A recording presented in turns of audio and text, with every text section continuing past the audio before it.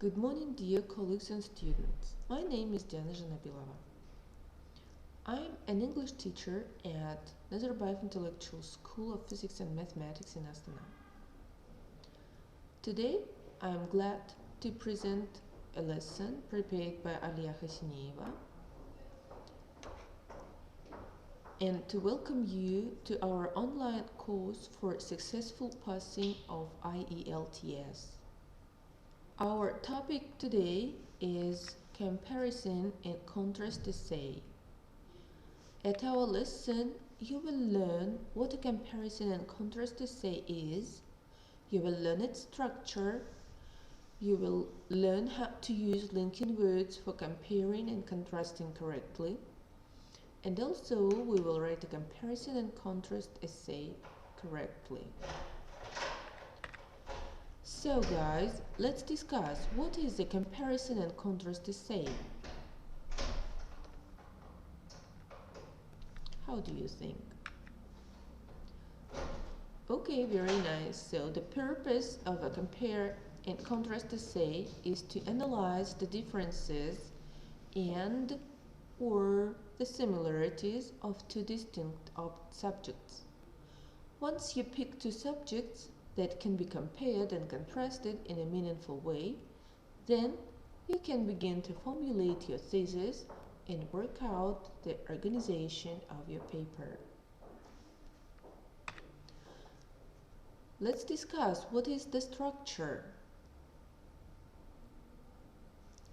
Of course, as any other essay, it contains introduction, main body, and conclusion.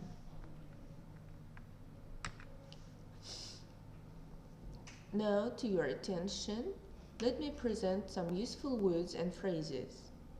Your task is to categorize them into two groups, the group of comparison and the group of contrast. You have some time.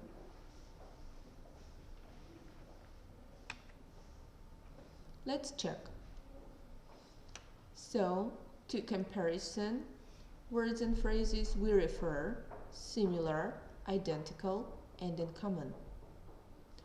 To contrast group, we will refer differ, contrast, differentiate, distinguish, difference, discriminate, by way of contrast, tell apart, discrepancy, chalk and cheese, whereas.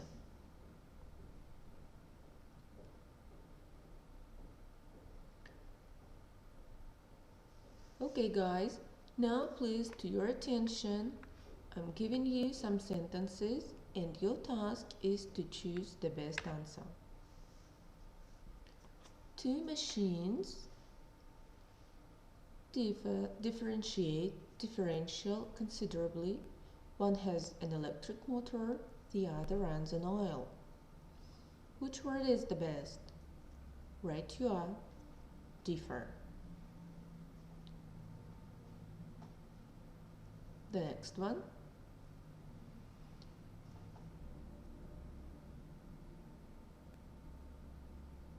Okay. The comparison in weather between the north and the south of the country is very noticeable. Absolutely correct. Next one.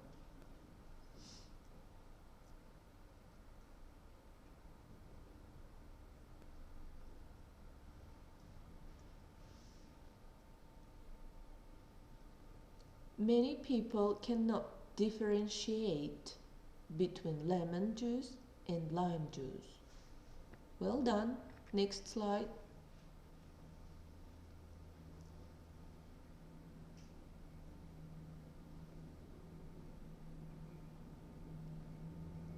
Children must be taught to distinguish between right and wrong. Next. There is a distinction between being interested in politics and joining a political party. Next slide. Can you tell me the difference between a good boss and a bad one? The management must not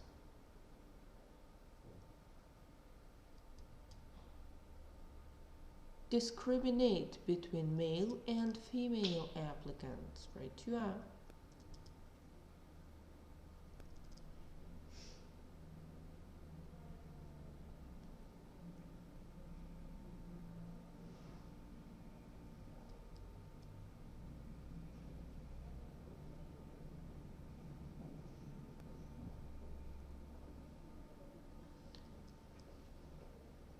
Asia covers a huge area.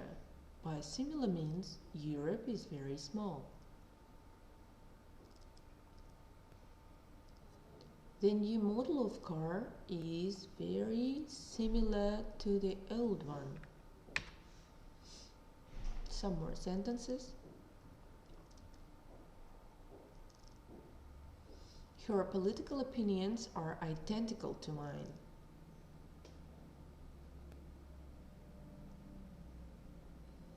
Some political parties have such similar manifestos that they are difficult to tell apart. My friends and I enjoy doing many of the same things. In that respect, we have a lot in common. Some more sentences for you.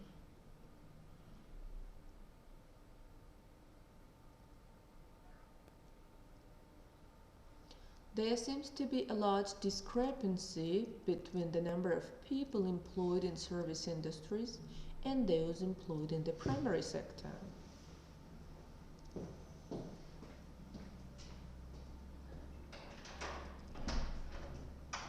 British and Australian people share the same language, but in other respects they are as different as chalk and cheese.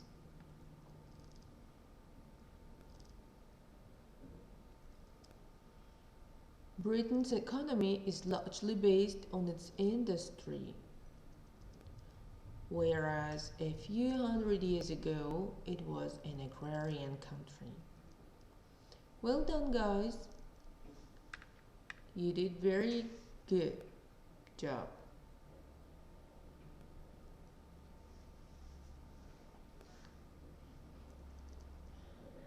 Now please, I would like to hear your ideas about writing an essay. What shall be done?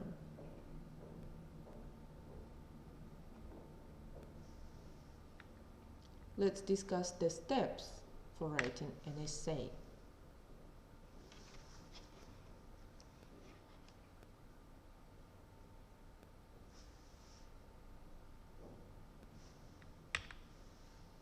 The first step is to pick two subjects that can be compared and contrasted in a meaningful way.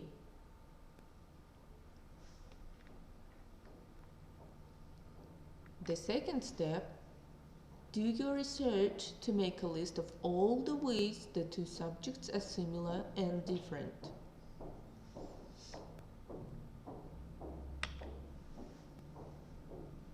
The third one is that you should write your thesis statement.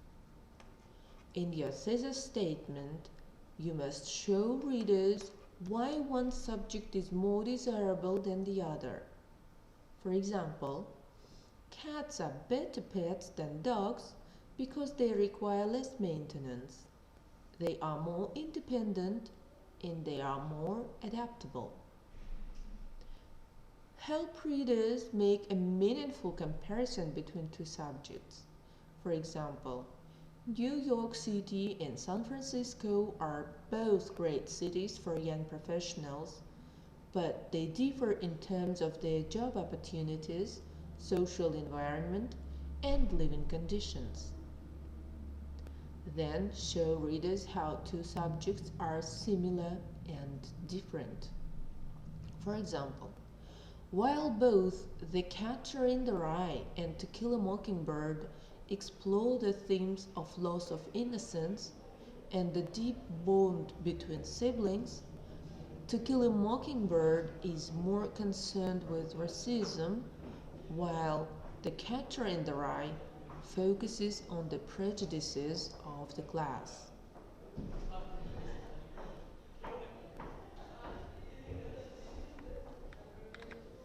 After that, you should outline your essay. How can we organize paragraphs?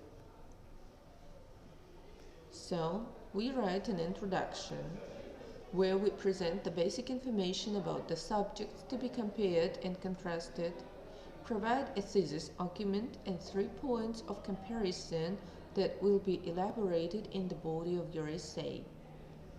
Points of comparison are the smaller arguments that help you develop your main argument. In the body paragraphs, this is the meat of your essay. Each different section or body paragraph should tackle a different division of proof. It should provide and analyze evidence in order to connect those proofs to your thesis and support your thesis. You have to decide whether you'll be organizing your essay with 3 body paragraphs using point-by-point organization or using 2 body paragraphs using whole-to-whole comparison. Then, you should do acknowledgement of competitive arguments or concession. This paragraph acknowledges that other counter arguments exist, but remarks how those arguments are flawed.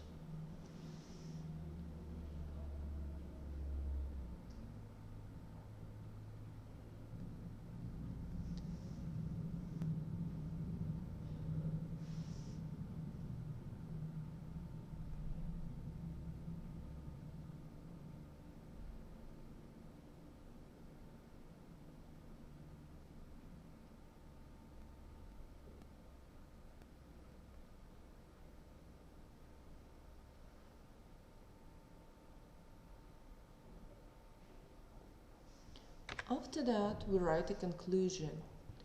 That is the summary of the evidence presented and the restatement of the thesis.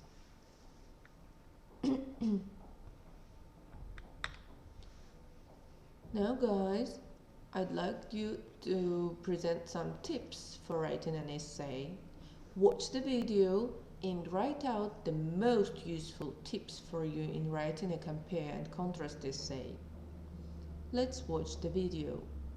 Hello, I'm Megan Lynn Allen for About.com, and today I'll discuss how to write a compare and contrast essay. Writing a compare and contrast essay should not be more difficult than your traditional essay if you stick to some basic guidelines. The most important thing is structure. Here are 2 structures that will help you become a success.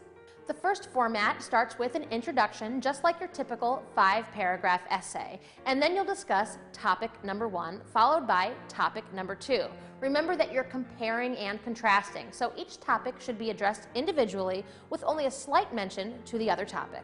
Now that you've analyzed topics 1 and 2 independently, it's time to analyze them together, and you can do this over 1 or several paragraphs. As you near the end of your compare and contrast essay, it's time for a conclusion. A strong conclusion is a reaffirmation of your thesis statement and sometimes an additional interesting idea or something to think about. Keep in mind that before you can get to that structure and sit down and start writing, you need something to write about. Why not try brainstorming? There are creative ways to brainstorm. You can look through some of your favorite magazines, rip out words and images that appeal to you, and create that as a starting point. You can also use something called an idea cloud. Draw a cloud in the center of your page and put your inspiration or your initial idea, and then draw little lines coming off of that cloud with smaller clouds as a word association. Or perhaps your kind of brainstorming is more logical. You can look online for free printable templates of graphic organizers and comparison grids, and once you get the hang of them, you can even make your own. When choosing your topic for your essay, make sure it's something that's relevant, personal, or important to you. Perhaps the topic of school bullies is something that you think should be addressed in the classroom. You could do an essay entitled School Bullies versus Dictators. Or you could choose something that you're purely interested in. Perhaps you've always wondered what it's like to live in the farm or live in the city. Thanks for watching. To learn more, visit us on the web at About.com. Okay guys, you have learned from the video the most useful tips for you in writing a compare and contrast essay. Discuss them in pairs.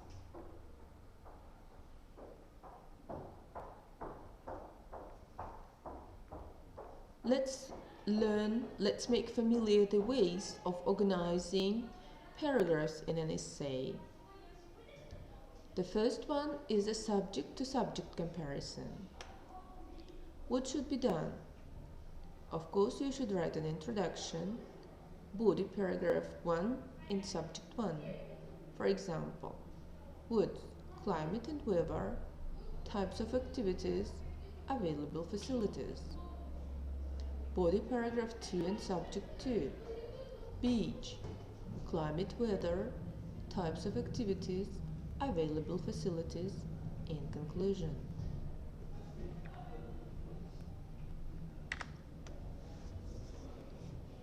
The second way of organizing body paragraphs is point-by-point comparison. In the introduction, you state your intent to discuss the differences between camping in the woods or on the beach. Body paragraph 1. Discuss first difference between woods and beaches, climate and weather.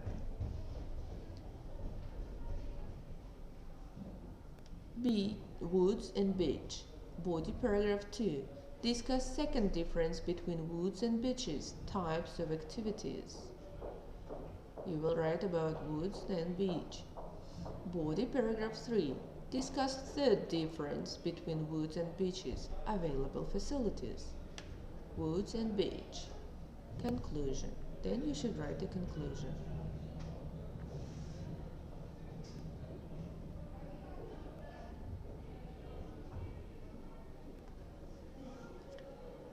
Now guys, here is a sample essay for you. When one is deciding whether to go to the beach or the woods, the type of activities that each location offers are an important point to consider. At the beach, one can enjoy the water by swimming, surfing, or even building a sandcastle with a moat that will fill with water. When one is in the woods, one may be able to go fishing or swimming in a nearby lake, or one may be near water at all. At the beach, one can keep one's kids entertained by burying them in sand or kicking around a soccer ball. If one is in the woods, one can entertain one's kids by showing them different plants and animals. Both the beach and the woods offer a variety of activities for adults and kids alike. So, point-by-point comparison. The beach has a wonderful climate, many activities, and great facilities for any visitor's everyday use. If a person goes to the beach during the right day or time of year, he can enjoy warm yet refreshing water, a cool breeze, and a relatively hot climate. At the beach, one can go swimming, sunbathe, or build sandcastles. There are also great facilities at the beach, such as a changing room, umbrellas, and conveniently located restrooms and changing facilities. The climate, activities, and facilities are important points to consider when deciding between the beach and the woods. So, that was subject-to-subject comparison.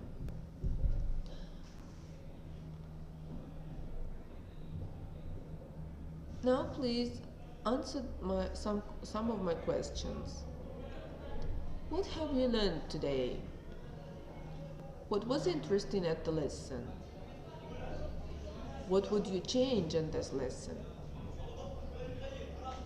Here are some references for you to find some more information about this topic. Thank you for your attention. All the materials of this lesson can be found on Moodle NAS EDU KZ. Thank you. Goodbye.